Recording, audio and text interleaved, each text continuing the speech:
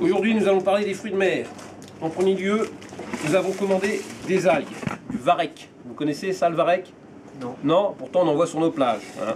Alors le varech, nous l'avons lavé. Il a été livré avec une étiquette sanitaire. Même le varech est aujourd'hui vendu avec étiquette sanitaire. On voit une DLC 01-02-2015 pour Atlantique. Alors, bien les laver avant, et aujourd'hui, on va les ébouillanter pour les poser sur notre plateau de fruits de mer. Ébouillanter, ça va permettre de faire quoi? De tuer un maximum de bactéries. Les tourteaux que nous avons cuits hier, souvenez-vous, pour cuire les tourteaux, nous avons réalisé un bouillon. Dans ce bouillon, nous avons mis des oignons, un beau bouquet garni, du thym, du laurier, du persil, verre de poireau. En plus, j'ai mis du vin blanc, un peu de gros sel. Dès que c'était à ébullition, on a mis nos tourteaux, 20 minutes de cuisson à petite ébullition, dès que ça a repris. Tout de suite, on a fait quoi après? Au bout de 20 minutes de cuisson, on les a plongés dans l'eau froide pour stopper la cuisson. Voilà. Alors, il s'appelle le tourteau, ou il a aussi un autre nom, parfois le dormeur, parce que c'est un crabe qui n'est pas très vivace. Comment on attrape un crabe vivant? Vous savez comment on l'attrape, le crabe vivant? Sur les côtés.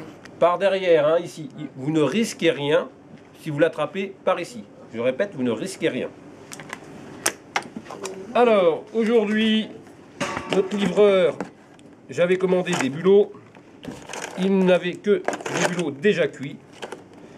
Sinon, la cuisson des bulots, vous connaissez la cuisson des bulots? Non.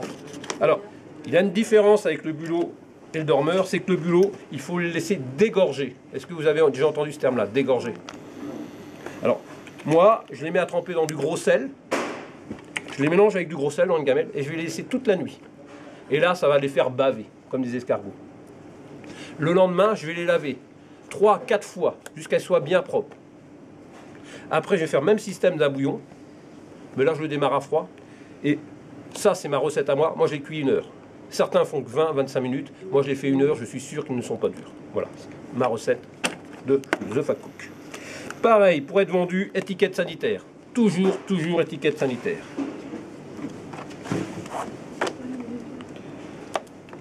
Là, maintenant, Steven, on va voir les crevettes grises. Alors, tout à l'heure, tu disais, tu les manges comment, toi, les crevettes grises? Entier comme ça? Entières, même avec la tête. Oui. Bon, moi, je suis pas aussi courageux que toi. Ici. Ah, ici, marqué en gros, c'est marqué quoi ici? Bigorneau. Des bigorneaux. Alors, les bigorneaux, qui a déjà été ramassé des bigorneaux? Moi, je crois que je vais en ramasser.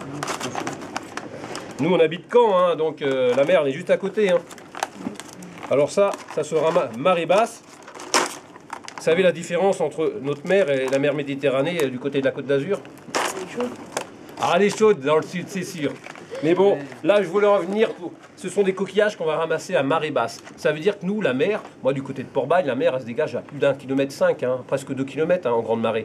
Tandis que la Méditerranée, hein, c'est quoi? 5-6 mètres, c'est tout, hein, de différence. Ah oui, les gens du sud sont très surpris quand ils voient la mer partir comme ça à marée basse. Donc les bigorneaux, eux, sont pas cuits. Alors à ton avis, on va les faire cuire comment, Mehdi? Tu sais pas. Ah ben, toujours dans le même système d'un bouillon.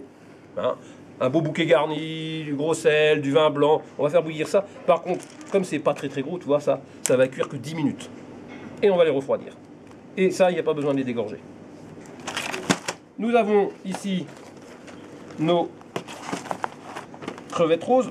Donc toutes ces étiquettes que je découpe, on va en faire quoi, monsieur Nicolas? On va les conserver. Les conserver, c'est-à-dire que ça va être, Nicolas, la traçabilité, hein, pour notre méthode HACCP. On va coller les étiquettes sur notre feuille et les conserver. Crevettes roses. Non, c'est le même système, Steven. Voilà. Et dernière chose qu'on va mettre dans notre plateau de fruits de mer, c'est quoi ça? 18. 18. Savez-vous que maintenant que la Basse-Normandie est le plus gros producteur d'huîtres? Vous saviez ça? Vous devez le savoir parce que hier je vous l'avais dit. Voilà. Donc j'ai pris les huîtres, ça se vend en calibre. Là j'ai pris du calibre numéro 3. Hein. Vous avez vu, ils sont posés bien à plat. Parce que dedans, il y a un air adducteur qui referme l'huître. Hein. Il ne faut pas que l'eau coule. Donc pour ouvrir une huître, il va falloir couper le nerf adducteur. Je vous ferai voir ça tout à l'heure. Donc je répète, on a, c'est quoi ça Mehdi? Des dormeurs, c'est toi le dormeur, hein? C'est le tourteau en premier lieu, tourteau en premier lieu, et on l'appelle dormeur comme Mehdi ce matin. Ici, des bulots, qui peuvent aussi s'appeler des rangs. Qui a entendu ce terme-là, rang? 2 personnes. Les crevettes grises, des huîtres, des bigorneaux et de la crevette rose. Merci.